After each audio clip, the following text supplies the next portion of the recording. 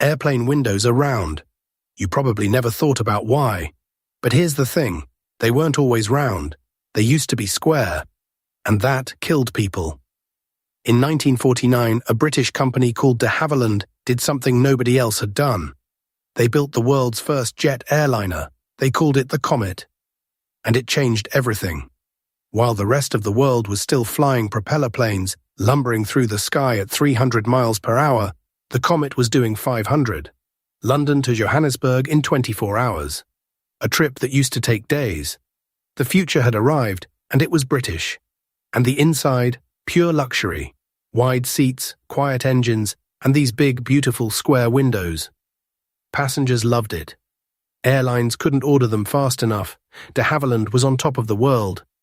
Then, in May 1953, something terrible happened. A Comet operating as BOAC Flight 783 took off from Calcutta, India. 6 minutes into the flight, in the middle of a thunderstorm, the plane broke apart in mid-air. All 43 people on board, gone. Wreckage was scattered across the Indian countryside. There were no black boxes back then, no cockpit voice recorders, no flight data recorders, no established protocol for investigating something like this. De Havilland conducted their own review and came to a reassuring conclusion. It was the weather. Bad luck. A freak storm tore the plane apart. The aircraft itself, they insisted, was perfectly sound. Move along.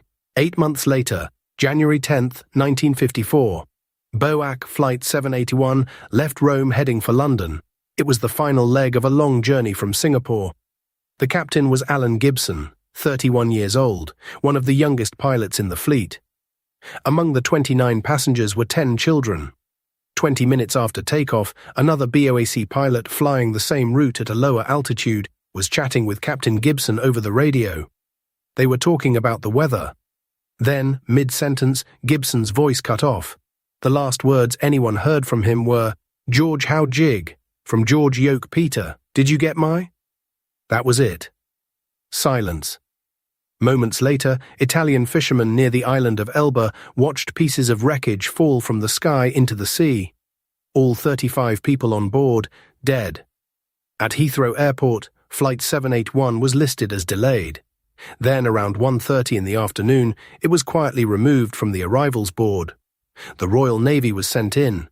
They deployed underwater television cameras, which was cutting-edge technology in 1954, to scan the Mediterranean seafloor. Piece by piece, they recovered the wreckage. It was shipped to the Royal Aircraft Establishment at Farnborough, where a team of engineers began what might be the most painstaking investigation in aviation history. They were going to reassemble the entire aircraft from fragments pulled out of the sea. No black box, no flight data recorder, just wreckage, bodies, and determination. The autopsies told a horrifying story. Pathologist Antonio Fornari found the same pattern in nearly every victim.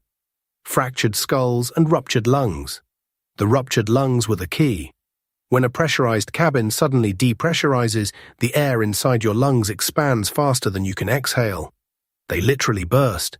There was no evidence of a bomb. Now here's where it gets really interesting. De Havilland's response: they refused to believe the airframe was the problem. The Comet's pressure cabin, they said, was designed to more than twice the required strength. Instead, they pointed to the engines. Maybe a turbine disc had exploded and punched through the fuselage. They added armor plating around the turbines and called it fixed. Air France grounded their Comets immediately. So did Union Aero Maritime. BOAC pulled theirs out of service too. The New York Times reported it as a precautionary measure, not an official government grounding. BOAC emphasized they were taking this step voluntarily, out of prudence. But here's the thing. They trusted de Havilland. They believed the turbine fix was enough. So once the modifications were done, just 2 months after 35 people fell from the sky, the Comet went back into service. March 1954, as if nothing had happened. 16 days later, April 8th, South African Airways Flight 201. Another Comet. Same route out of Rome, same thing. Broke apart over the Mediterranean, 21 people killed. That was 3. 3 planes, 99 people. Same aircraft type, same structural failure. It was no longer possible to call this a coincidence. The British government grounded every single Comet in the world. No more chances, no more modifications. They shut it all down and ordered the Royal Aircraft Establishment to figure out what was really going on. What followed was an experiment that had never been attempted before in aviation history. Engineers took an entire Comet fuselage and submerged it in a massive water tank. They pumped the pressure up to simulate altitude, then released it. Over and over. 1 cycle, 10 cycles, 100, 1,000. They kept going until finally cracks appeared. And where did they start? Right at the corners of the square windows. Stress concentration. That was the answer. A square corner focuses all the pressure on a single point. Every time the plane climbed to altitude and came back down, the fuselage expanded and contracted, and those corners took the hit. Tiny invisible cracks formed. Flight after flight, they grew. This is called metal fatigue, and eventually the fuselage simply tore itself apart.